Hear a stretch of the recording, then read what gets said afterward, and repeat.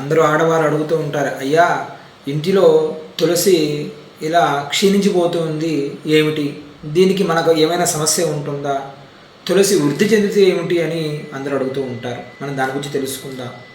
తులసి నిత్యం మనం నీరు పోయకున్నా సరే నిత్యం తనంతకు తానే వృద్ధి చెందుతూ ఉన్నది అంటే ఇంటిలో అందరూ ఆనందంగా ఉన్నారు, శ్రీ సంపదలు తొలుతూగుతూ ఉన్నాయి అని అర్థం. అదే తులసి మనం నీరు పోసినా ఎంత జాగ్రత్తగా పెట్టినా కానీ తనంతకు తానే క్షీణించిపోతూ ఉన్నది అనుకోండి, ఎండిపోవడం కానీ రాలిపోవడం కానీ అలా జరుగుతూ ఉన్నదంటే ఇంటిలో వారు అనేక సమస్యలతో బాధపడుతున్నారు అని అర్థం. అంటే ఎనర్జీ అంటారు కదా, పాజిటివ్ ఎనర్జీ, నెగిటివ్ ఎనర్జీ.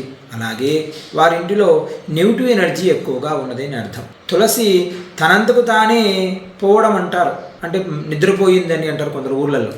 నిద్రపోయింది అంటే ఆ చెట్టు పోయింది అని అర్థం. వెంటనే అదే ప్లేస్లో వెంటనే మరి ఇంకొక చెట్టు నాటండి. ఎందుకంటే ఇంటికో తులసి వీధికో వేప అంటారు పెద్దలు, మీరు విని ఉంటారు కదా. తులసి సాంప్రదాయం ప్రకారమే కాకుండా సైన్స్ ప్రకారంగా కూడాను తులసి నీరు తాగితే చాలు ఆనందంగా ఉంటారు అంటారు. తులసి ప్రతిరోజు కొద్దిగా నోట్లో వేసుకుంటే శరీరంలో ఉన్న రుగ్మతులన్నీ కూడా పోతాయి.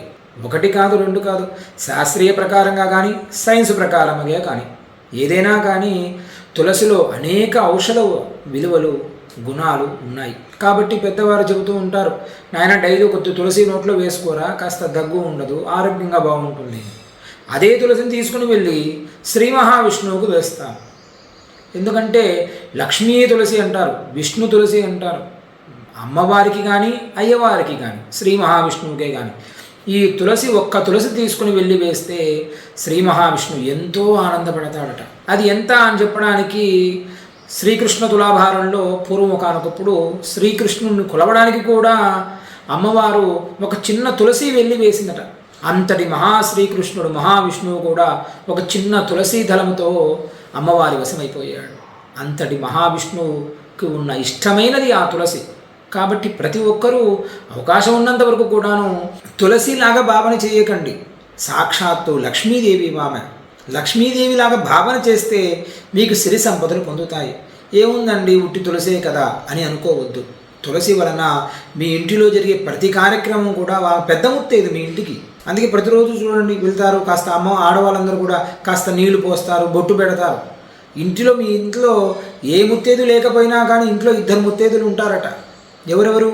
ఒకరు తులసి, రెండు ప్రధాన గడప. ఇంటి ముందర గుమ్మం ఉంటుంది కదా, వీమకు బొట్టు పెట్టి ఆ తులసికి కూడా బొట్టు పెట్టి కాస్త నీళ్లు పోస్తారు. కాబట్టి తులసిని జాగ్రత్తగా చూసుకోండి. దాని వలన కష్టాలన్నీ కూడా తొలగిపోయి అష్టైశ్వర్యాలకు ఆనవాలు ఆ తులసి. ఎన్నో శాస్త్రాల ప్రకారంగా పురాణాల ప్రకారంగా ఎన్ని చూసినా కానీ తులసి చాలా శక్తివంతం. ఒక సాలగ్రామం మీద ఒక తులసీ దళం వేస్తే చాలండి, చాలా అష్టైశ్వర్యాలు ఇస్తాడు అని మహావిష్ణు పురాణం చెబుతూ ఉంది. కాబట్టి ఆ తులసి అమ్మవారి అనుగ్రహం సంపూర్ణంగా మీరు పొందండి.